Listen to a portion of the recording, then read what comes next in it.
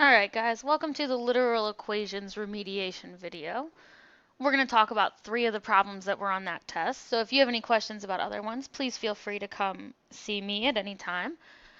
When you're done with this video, you're going to go into Schoology. There's a Unit 2 remediation folder and a literal equations folder. You're going to notice there's a gizmos in there.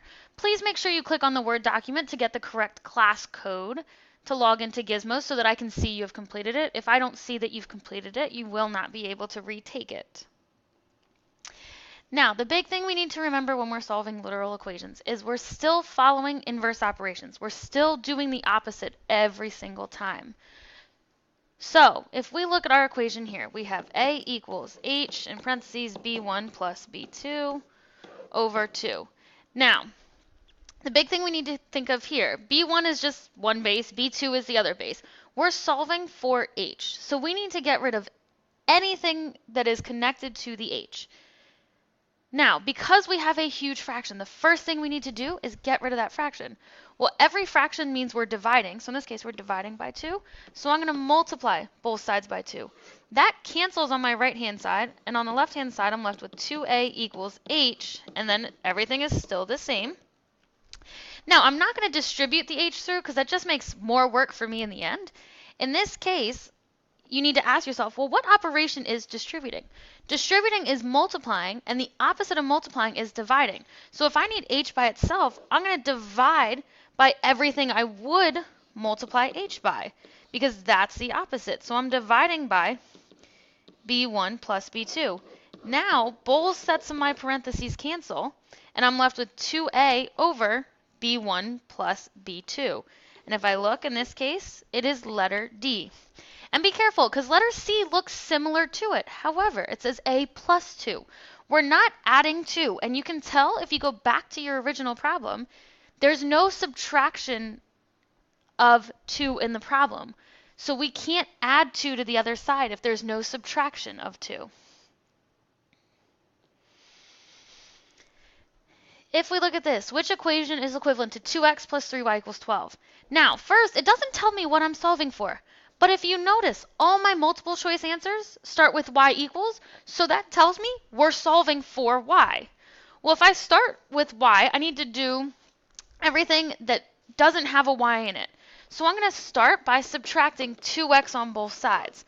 When I do that, I'm left with 3y equals negative 2x plus 12.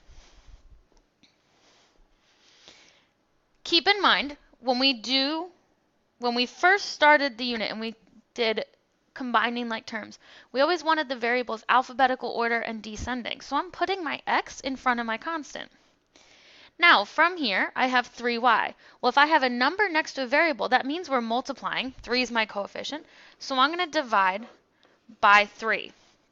Now, another way that I can rewrite this is negative 2 divided by 3x plus 12 divided by 3. And all I did was take both parts and split them up, but still divide both sections by 3.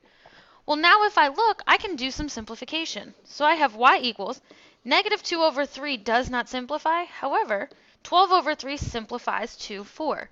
So it becomes negative 2/3 x plus 4.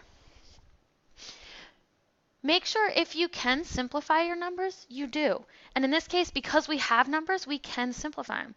If we don't have numbers and we were dividing by a letter, that's different.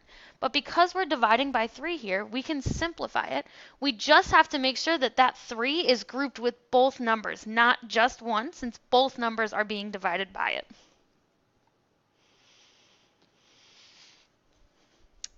If we look at this one, the formula for the volume of a cylinder is V equals pi r squared h. We need to solve for r.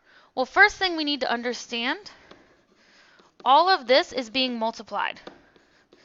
Even though it's r squared, it's pi times r squared times h. So,